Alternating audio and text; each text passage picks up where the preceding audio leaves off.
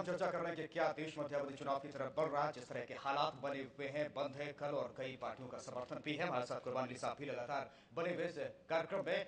कुर्बान साहब, एक अहम सवाल ये होता है कि जब इस तरह की स्थिति बनती है तो एसपी बीएसपी की भूमिका बहुत अहम हो जाती है, और जिस तरह से बयानबाजी हो रही है, चाहे रामगोपाल की तरफ से बयानबाजी हो रही है, एक तरीके से संदेश देने की कोशिश हो रही है। अब जब बीएसपी की बैठक होगी, संसदीय दल की बैठक होगी, इसके बाद एसपी का रुख सामने आएगा, तब स्थिति क्या है? क्या सरकार निर्भरता जिस तरह से जता रही वो बनी रहेगी या स्थिति उलट होगी? जो ममता बनर्जी ने अनिल रुख अपनाया और सीधे साफ तौर पर समर्थन वापस ले लिया। देखिए, मैं इसके विस्तार में नहीं जा रहा कि कांग्रेस पार्टी बहुमत जुटा पाएगी या नहीं। कांग्रेस पार्टी को महारत हासिल है बहुमत जुटाने में। उन्होंने नरसिम्हा राव सरकार के दौरान किस तरह से बहुमत जुटाया था, उस विस्तार में जाने की ज़रूरत नहीं है। सारे मुकदमों की फाइलें हाई कोर्ट और सुप्रीम कोर्ट में महफूज हैं, और उसमें कैसे लोगों ने दल बदल किया, कैसे कराया गया, वो भी है। खरीद फरोख्त हुई, सांसदों के घर से पैसे भी बरामद हुए, बैंक अकाउंट तक में पैसे पहुँचे, और उसके बाद में परमाणु डील पर भी किस तरह से वामपंथी दलों के बाद में समाजवादी पार्टी का सहयोग लिया गया, और बीजेपी ने तो सदन में पैसे तक पेश किए कि साहब ये इस तरह से, उसके मामले पे भी तो समर्थन जुटा लेना कोई बड़ी बात नहीं है। लेकिन यहाँ ये भी याद रखना चाहिए कि वाजपेयी जी की सरकार एक वोट से गिर भी चुकी है। कई बार सारे फ्लोर मैनेजमेंट भी फेल हो जाते हैं।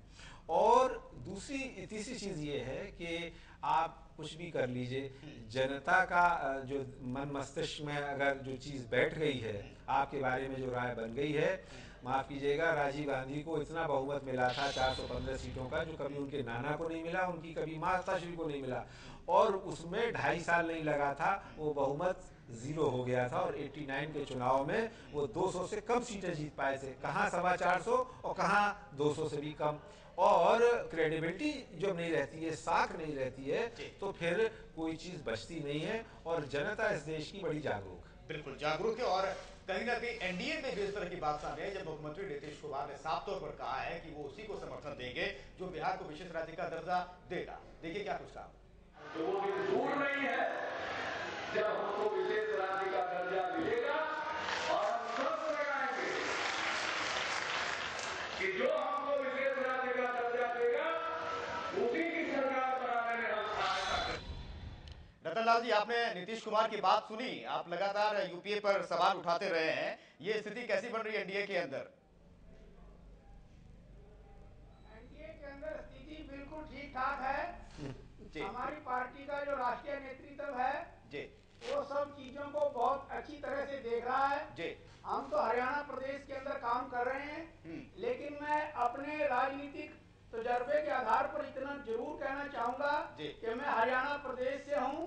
और रतनलाल जी, जो नीतीश कुमार ने कहा है, नीतीश कुमार ने कहा, उस पर क्या कहेंगे? उसके पास जवाब ही नहीं उनके देखिए, मैं इसके ऊपर मेरा राष्ट्रीय नेतृत्व ही जो है वो कुछ कह सकता है। मैं इसके लिए मैं स्टेट का स्पोक्स पर्सन हूँ, और सीधी जो नीतीश कुमार जी की बात है उसके ऊपर हमारा कोई राष्ट्रीय नेतृत्व ही टिप्पणी करेगा।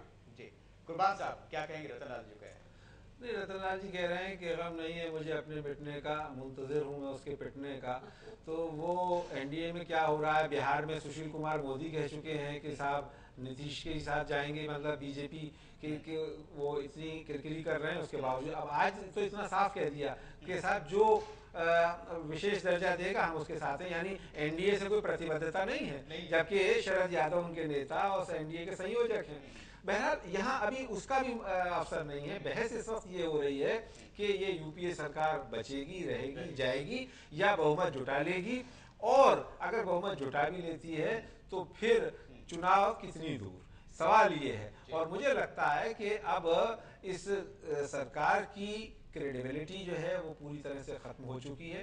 पहले 2G स्पेक्ट्रम, फिर कोयला खान आवंटन मामला, फिर एफडीआई, फिर महंगाई की मार, ये कुल मिलाकर के सारे हालात ये बन रहे हैं कि इस सरकार पर से लोगों का विश्वास उठता जा रहा है। याद कीजिएगा, यूपीए 1 में 5 साल राज इन्होंने किया था, उस वक्त में किसी ने के ऊपर उंगली नहीं उठी थी, और यही वजह थी कि 2009 के चुनावों में यूपीए को और कांग्रेस पार्टी को लोगों ने बहुमत देकर के सरकार में बिठाया था, इस उम्मीद के साथ कि उनका भला करेंगे, लेकिन भला होने के बाद के बजाय मुल्क का बेड़ा गर्क हो गया। जी सत्याबेन जी, जो लगातार जेडीयू भी मांग करती रही है कि क्यों नहीं संसद की मंजूरी ले ली जाती है, बहुत अहम फैसले हैं। आखिर जो लालकृष्ण आडवाणी ने भी कहा, उन सभी बातों का मतलब निकलता है कि बहुत अहम फैसले हैं, सहयोगी आपसे नाराज हो जाते हैं, दूर चले जाते हैं, फिर मुश्किल क्या है?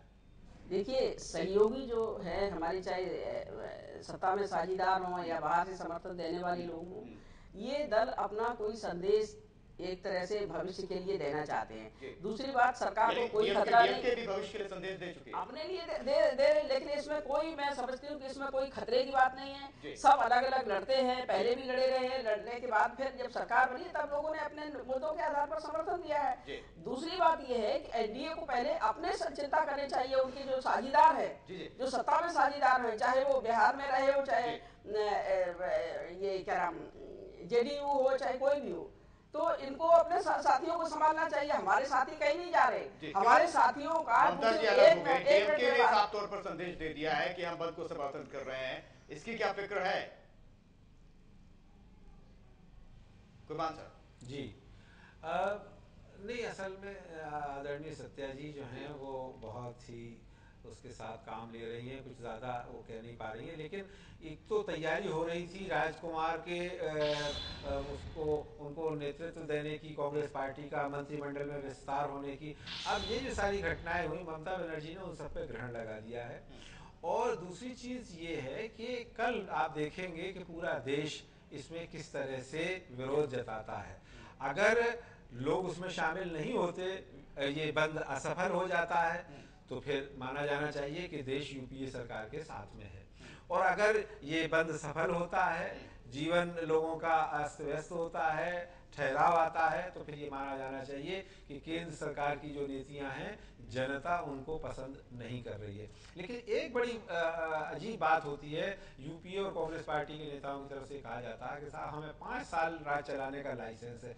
लोकतंत्र में लाइसेंस नहीं होता, आपकी परीक्षा रोजाना आपके फैसलों पे होती है और होनी ही चाहिए, क्योंकि अगर ये भ्रम पाल लिया कि हमें 5 साल राज करने का लाइसेंस मिल गया है और हम जो चाहे मनमानी करेंगे, तो फिर वो लोक राज और लोकतंत्र का मतलब नहीं रह जाता। रतन लाल जी, जो जिस तरह की बातें सामने आती हैं उसके मुताबिक ये है कि बीजेपी सिर्फ एक दिखावे के तौर पर विरोध करती है। दरअसल जो लोग परेशान हैं, जो लोग दिक्कतों में, उसकी तरफ बीजेपी का भी ध्यान उतना नहीं रहा। ये स्थिति क्या कल भी बनेगी?